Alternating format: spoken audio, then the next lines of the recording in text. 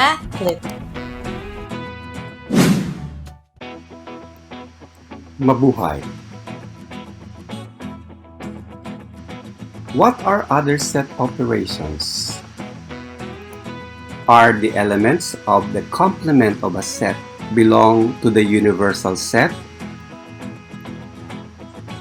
This lesson is about the set operation complement of a set.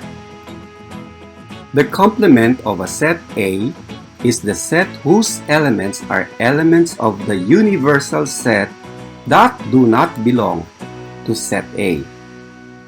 The complement of set A is represented by the yellow shaded part in the Venn diagram. And this is how we write the complement of A in symbols, which is read as complement of A or A prime.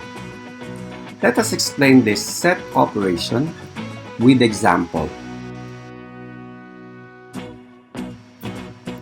Consider a universal set consists of all the 26 letters of the English alphabet. Of these 26 letters, 21 are consonants that comprise set C. Let's visualize this in a Venn diagram. The universal set is composed of the letters A, B, C, up to Z, both consonants and vowels. If set C is composed of consonant letters, then C prime is composed of non-consonant letters. In other words, C prime is the set of vowels. These letters are A, E, I, O, and U. Suppose our universal set is composed of the natural numbers 1, 2, 3, 4, 5, 6, 7, 8, and 9. Let us consider two subsets V and W. V has elements 2, 4, 6, and 8, while W has elements 3, 6, 9.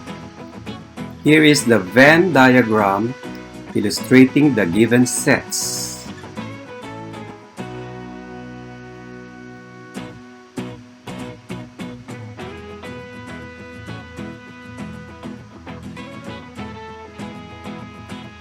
To find V prime, we simply write all the elements of the universal set that are not in V. Hence, V prime is the set whose elements are 1, 3, 5, 7, and 9.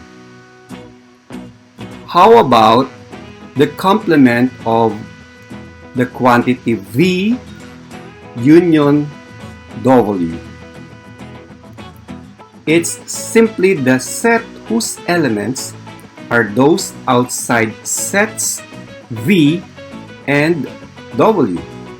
Hence, V union W prime is a set whose elements are 1, 5, and 7. In the Venn diagram, shade the relation A prime intersection B. First, let's identify which area is A prime. Let's shade this with color yellow. Next, determine which part of the shaded area is in B and shade this with a different color.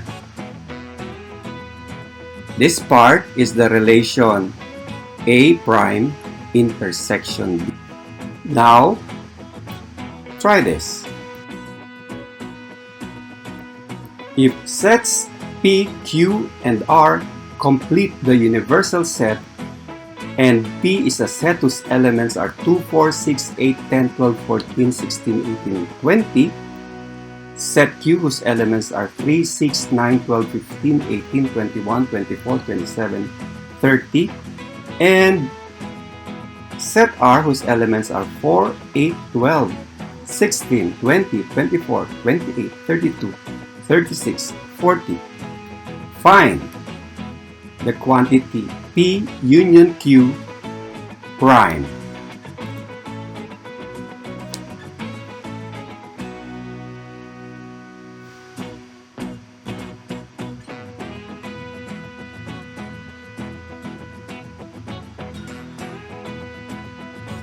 P union Q prime is a set whose elements are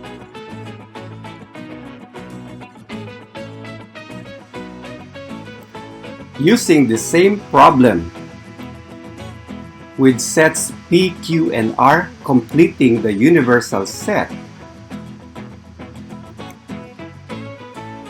Let's find the quantity Q intersection R prime.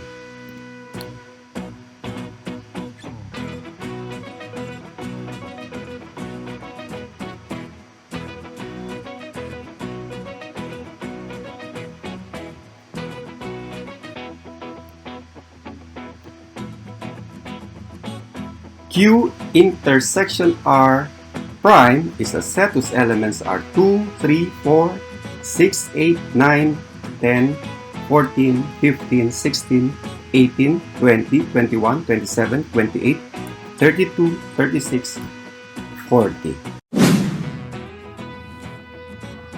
For more matitinik tips, just click MathKlik. And please, don't forget to subscribe and click the notification bell for our next video lesson. See ya!